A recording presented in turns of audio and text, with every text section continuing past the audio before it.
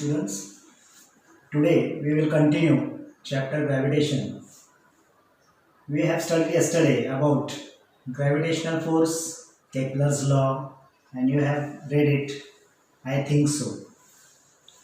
Now today's topic, Newton's universal law of gravitation.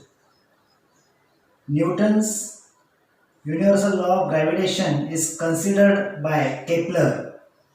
According to his theory, every object in the universe attracts every other object with definite force. This force is directly proportional to the masses of the object m1 and m2 and inversely proportional to the radius square. So the formula for this law is given by F, where is m1 m2 upon r square. That is, force is directly proportional to masses and inversely proportional to the radius of the object. Now here G, F is equal to G m1 m2 upon r square, where G is gravitational constant. G is gravitational constant. According to Newton, G is also called as universal gravitational constant. The above law means that if mass of one object is doubled, the force between two objects is also doubled. So, according to him, the force decreases by factor if the bodies are in spherical and their direction of force is always equal to the joining centers of two bodies. Uniform circular motion, it is also given that when an object is moving in a circle with constant speed, then a motion is possible only when the object is constantly acted upon by the force directed toward the center of the circle. That yesterday we came to the conclusion this type of force is known as the centripetal force, and also we have studied about it that the direction, although it is in the circular direction, then also the force is applied to the center of the body. After that, there is another topic which is known as gravitational acceleration. Now, what is gravitational acceleration? According to Newton's second law of motion, a force acting on body results in the acceleration. Thus, the gravitational force due to Earth on a body result in its acceleration, and this is known as the acceleration of any object to its gravity. Now the value of G, it differs from place to place. It is always changing according to the surface of the earth, height from the earth and depth inside the earth. If the value of G is more in the center of the earth's surface, then as we go away from the earth at an altitude, it goes on decreasing. Similar way, the value of G is decreasing deep inside the earth. So, the values of G accordingly changes on the earth's surface, above the earth's surface and below the earth's surface. Now we come to the conclusion that if the body, the value of G is changing, जैसे आपने देखा कि जैसे जैसे अगर कोई body earth के surface से ऊपर की तरफ जाती है और एक जो स्पेस के इसमें चली जाए तो it will be zero, but till where it is atmosphere there is some gravitational pull, so there is some value of G, but on the surface of the earth it is more. उसी तरह से जैसे जैसे हम earth surface से नीचे की तरफ डेप्थ में जाते जाएंगे तो वही वैल्यू G की वापस डिक्रीज होती जाएगी. ये आप सबको पता है. तो ऐसे इस तरह से ये पता चलता है the gravitational force on the earth या gravitational pull, that is the value of G, is changing from place to place. Now another topic, that is free fall. What is free fall? Suppose अभी आपने देखा कि कोई अगर एक पत्थर हो या कोई बॉडी हो, तो अगर हम किसी तरह से उसे ऊपर की तरफ फेंकते हैं या वो ऊपर की तरफ चली जाती है और फिर एक टिपिकल एटमॉस्फेयर के लेवल के बाहर निकल जाने के बाद वो बॉडी वापस रिटर्न नहीं आती, because above the atmosphere in the space there is no gravity and the body remains there. It will not fall down on the earth. But if it is inside the atmosphere, the body will fall as fast as the speed on the earth, and this speed of the body due to the gravity of earth it falls on the earth is called as free fall. यानी कि जब भी अगर कोई body atmosphere के पहले ही नीचे से ही वापस आ जाती है पृथ्वी पर, and because of the earth gravity वो पूरी तरह से खींची जाती है, उसे ही हम लोग फ्री फॉल कह सकते हैं. इसके बाद आपको पता होगा gravity escape velocity. What is escape velocity? Escape velocity इसका सेम फ्री फॉल से अपोजिट है, क्योंकि इसमें अगर देखा जाए if the body is going above and it passes above the atmospheric level and it reaches in the space where there is no gravity, now the body will not fall down, it will remain there, and this is known as escape velocity. The formula for the escape velocity is s is equal to minus u square upon 2g. Now this formula applies for the escape velocity when u is initial velocity. U is initial velocity. S is equal to height of the body from Earth's surface.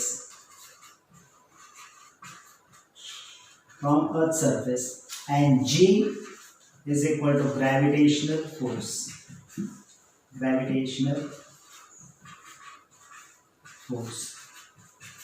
So S is equal to minus u square upon 2g is the formula for escape velocity. Higher the initial velocity, the larger is the height reached by the body. The reason for this is that the higher the initial velocity, the ball will oppose the gravity of the earth more, and larger will be the height to which it can reach. Thus, have you seen that the force pulling the ball or body downward decreases the ball's speed if we keep on increasing the initial velocity higher and higher? We can determine its value by using the law of conservation of energy as follows. An object going vertically upward from the surface of earth having an initial velocity equal to escape velocity escapes the gravitational force of the earth. The force of gravity being inversely proportional to the square of the distances becomes zero only at infinite distance from the earth in the sky. This means that for the object to be free from the gravity of the earth, it has to reach infinite distance from the earth. That is, the object will come to rest infinite distance and will stay there.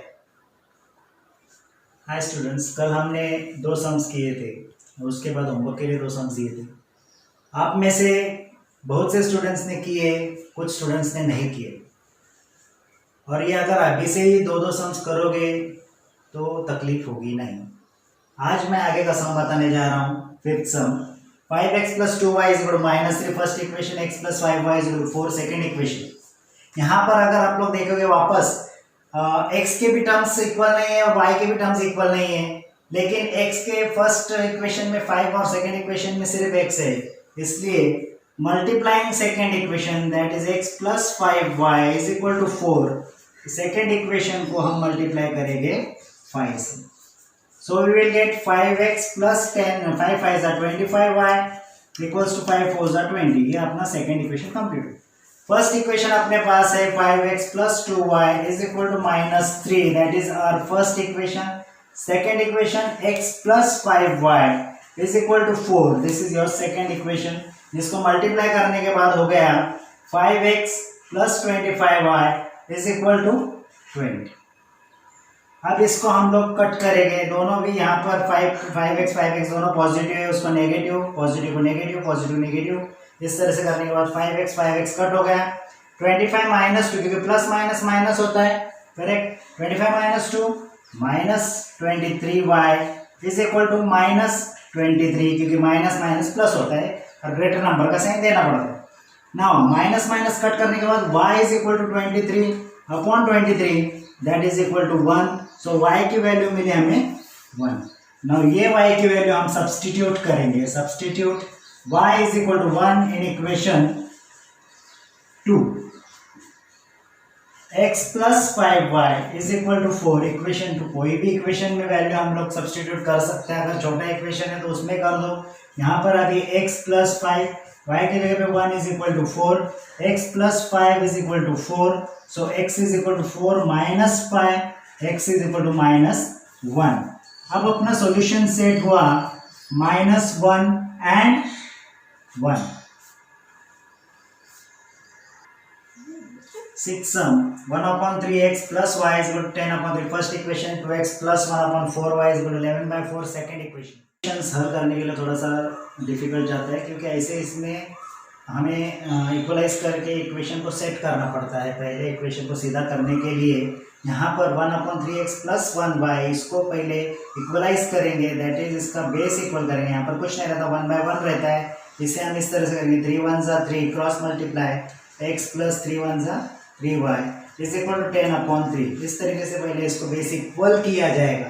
Base equal करने के बाद अब ये दोनों तरफ 3 आने की वजह से इसको कट कर दो, क्योंकि इक्वल दोनों तरफ इक्वल आने के बाद नंबर कट हो जाता है।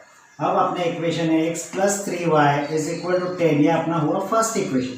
सिमिलरली सेकेंड इक्वेशन के लिए हमें उसी तरह सोचना है। यहाँ पर 2 अपॉन 1 पकड़ेंगे, इसका बेस इक्वल किया, 1 4 जा 4, 4 into 2 cross multiply 4 into 2 8x plus 1 into 1 only y means this goes to this and this goes to this. तो इसके वजह से यहाँ पे अभी 11 अपॉन 4 एज इट इज रहेगा।